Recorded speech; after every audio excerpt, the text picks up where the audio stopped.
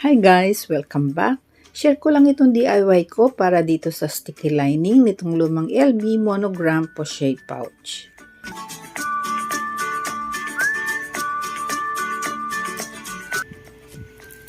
Ito naman ang gagamitin kong pandikit.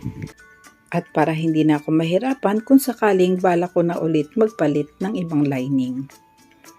At syempre para hindi rin madamage yung buong loob ng pouch.